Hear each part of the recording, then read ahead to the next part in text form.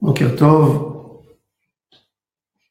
Rabbeinu dans l'écouter Moharan, deuxième partie, la fin de Torah, in Aleph, il dit comme ça: Kol Anivraim, tout ce qui a été créé dans le monde, Vechol HaOladot, tout ce qui a été né, qui est venu dans le monde plus tard, Kulam, Emrak Bishvil Galut Kvodo Yitbarach, tout est uniquement pour dévoiler la grandeur et la gloire d'Hachem. Maintenant, Veikar HaOlada, à l'idée à Tzedaka.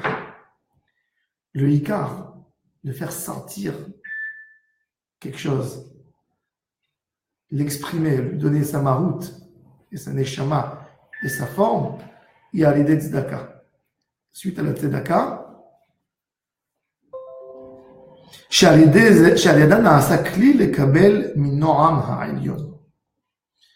la Tzedaka, on reçoit la bonté, le shefa, le noam, la neimut, ce qu'on est, ça devient agréable, la liaison avec Hachem. Noam ha'elyon. Shalideze na'asa ha'olada. On sait que pour faire un enfant, il ne suffit pas d'avoir un homme simple pour faire un zivoug, pour pouvoir faire un couple, pour pouvoir faire fonder une famille. Il faut qu'un homme, le fait qu'il voit une femme dans la rue, ce n'est pas une raison d'avoir des enfants en commun.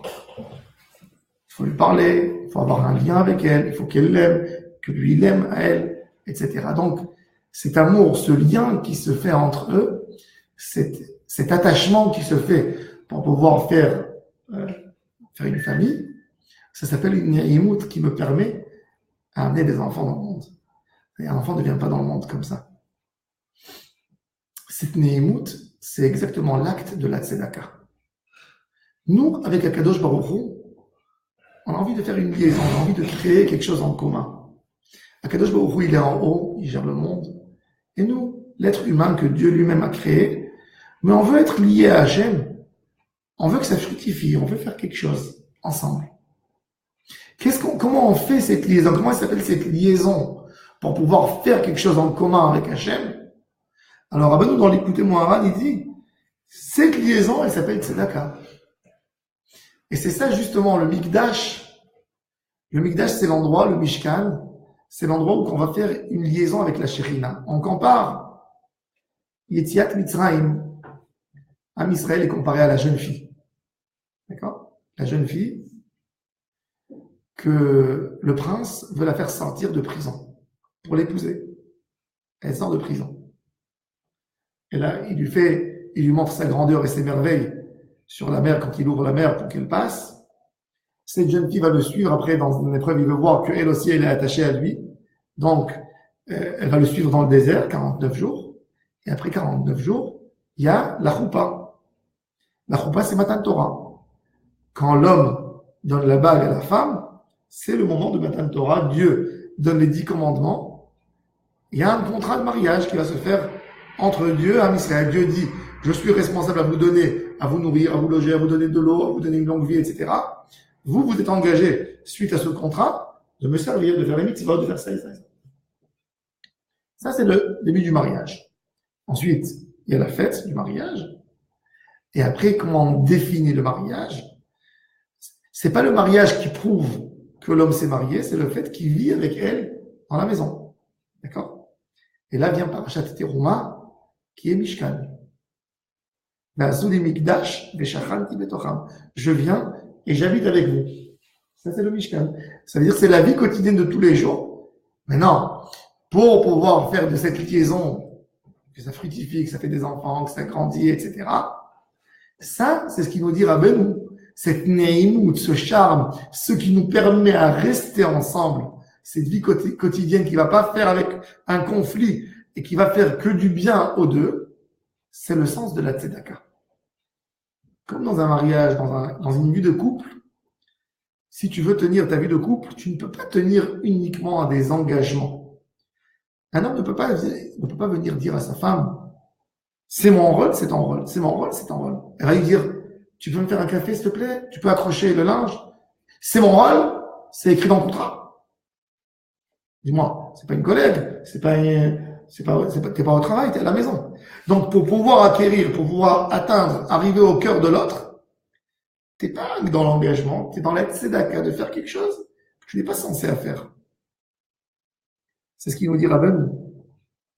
Et Kara Olada, le tachlit pour être ensemble, pour pouvoir faire quelque chose ensemble, c'est la tzedaka. Tu fais quelque chose que tu n'es pas engagé. Tu montres que tu exprimes l'envie de ton cœur à être collé à l'autre. Donc tu fais quelque chose qui te dérange peut-être. Qui te dérange. C'est vrai. On n'a jamais dit que la tzedaka doit être quelque chose de toujours agréable à faire.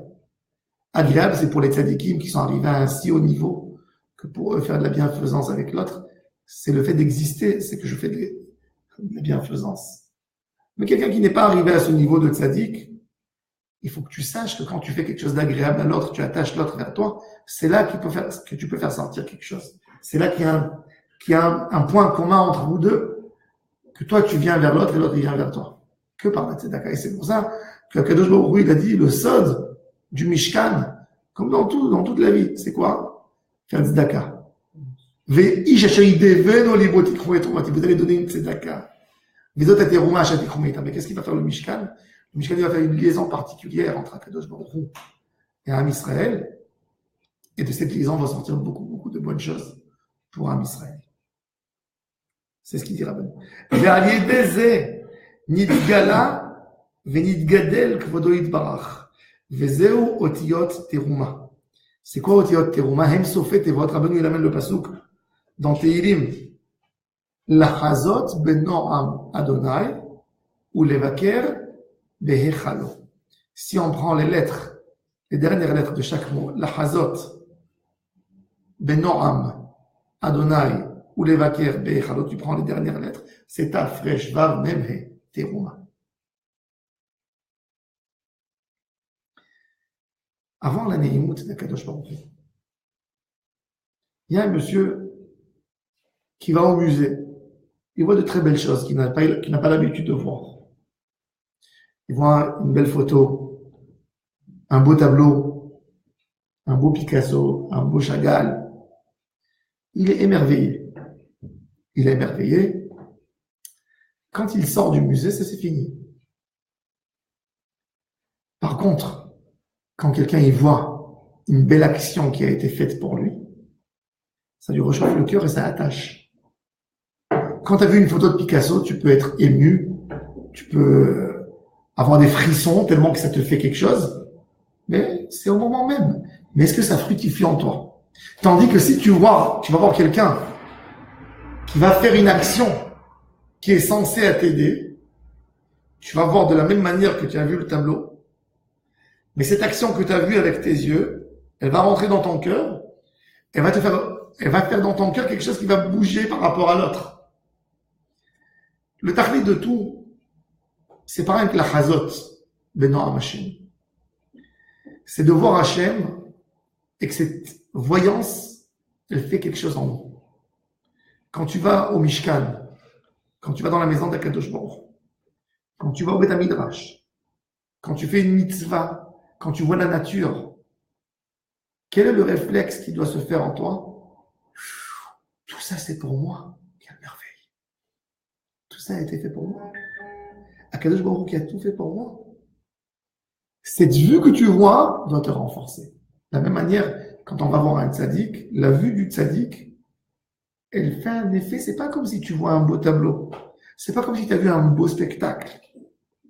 C'est une vue qui va t'attacher à l'image que tu as vue. C'est pour ça que Rabbeinu il dit la terouma, c'est la dernière lettre qui sort de la chazot, mais non à Hashem, ou le vaker bechalo. Et c'est à la fin et c'est pas au début du mot. Parce que la tachlit de tout, c'est de voir comment tu prends une image que tu as vue, comment elle reste maintenant chez toi. Ça, c'est la tachlit de tout. Ou bechalo kulo omer kavod. וזהו בחינת השירה, שעל ידי זה נמשך התגלות כבודו יתברך.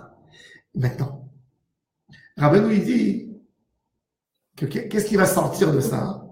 Alors, c'est très intéressant puisque on a parlé de tous les rôles des Kohanim dans le temple. Alors, dans la parasha Terumat Tetzavé, Kitissa Vayakel Pikoudé, on nous explique comment on a créé le tabernacle.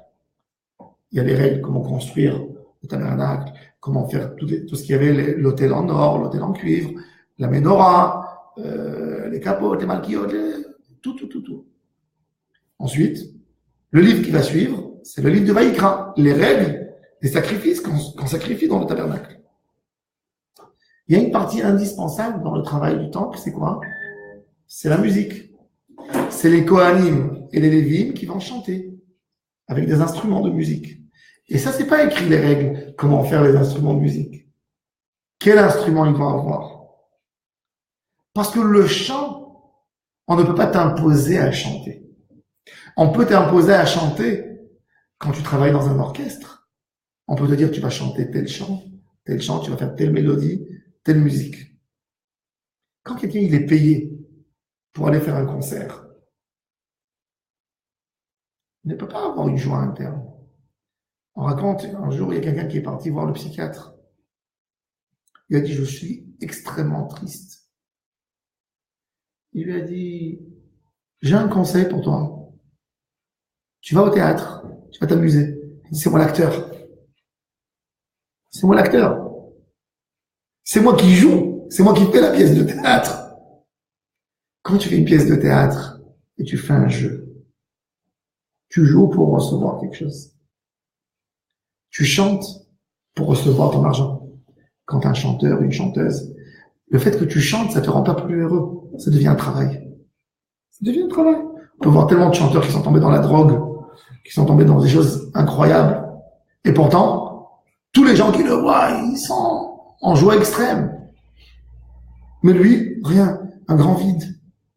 Parce qu'il ne chante pas parce que ça lui plaît.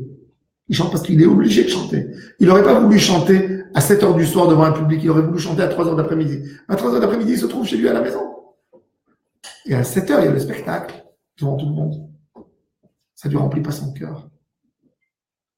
La Avodat Hashem, Akadosh Baruch Hu n'a pas défini le chant dans le Beth Amikdash. Il n'a pas été défini parce que s'il aurait été défini, ça aurait été la catastrophe. Si le chant, il a une définition claire, comment je dois chanter, j'ai perdu toute la qualité du chant. Le chant, c'est une situation dans l'âme où que l'âme veut s'exprimer en chantant. C'est une joie, c'est quelque chose qui déborde, que tu ne peux plus le retenir en toi, dans ton cœur, et il s'exprime par ta bouche. Il fait un chant, il compose un chant. La Avodat Hashem, plus que tu vas voir dans la Avodat Hashem, plus que tu vas assumer, plus que tu vas faire rentrer dans ton cœur, ton chant, il va s'exprimer d'une autre manière. Et c'est pour ça que le chant, David Amelech, il dit, Shirou l'Adonai, Shir Chadash. Tous les jours, il faut faire un autre chant. Parce que normalement, tous les jours, tu devrais évoluer. Ton savoir d'hier, tu l'as déjà acquis. Il est chez toi. Tu vas ajouter quelque chose. Donc, ça va grandir, ça va se multiplier. Donc, ton chant d'aujourd'hui, c'est pas possible que ce soit le même chant d'hier. Ça devient une routine autrement. Un chanteur, il se contente pas d'un chant qu'il a écrit une fois. Quelqu'un qui écrit des chants. Il va écrire d'autres et d'autres. Le chanteur d'aujourd'hui, c'est quelqu'un qui a une belle voix, qui achète le chant d'un écrivain. C'est pas quelqu'un forcément qui a une grande âme, c'est quelqu'un qui a une belle voix. La vraie personne, c'est celui qui compose, qui écrit la poésie. Celui qui va exprimer une joie. Il peut chanter avec une voix enrouée, mais tu entends ce qui sort de son cœur. Ça, c'est le vrai chant. La personne qui est sensible, c'est pas la belle voix qui le perturbe, qui lui fait quelque chose. C'est le contenu des mots. C'est qu'il entend l'âme de l'autre crier et s'exprimer. Et c'est ce qu'il dit Rabbeinu. Vezé berinat shira. La shira, c'est le résultat de cette proximité que tu as eu avec Dieu. Tu as atteint une proximité, mais tu ne pouvais pas atteindre cette proximité si tu ne faisais pas une tzedaka, si tu ne faisais pas un don, si tu ne faisais pas plus que ton engagement. C'est ce qui t'a fait une liaison particulière avec Akadosh Baruch Hu. Cette liaison particulière avec Akadosh Baruch Hu, elle a fructifié, elle a fait sentir des résultats qui sont des bonnes actions et qui sont un bon comportement et qui sont une autre manière de découvrir la vie. Suite à ça, vient le chant du Beth Amikdash, qui est le plus haut travail suite à ce qu'on a fait dans la Avodat Hashem. Là, on a dévoilé une petite phrase du Mishkan, le but du don de la Terouma du Mishkan. Je vous souhaite à tous et à toutes une excellente journée.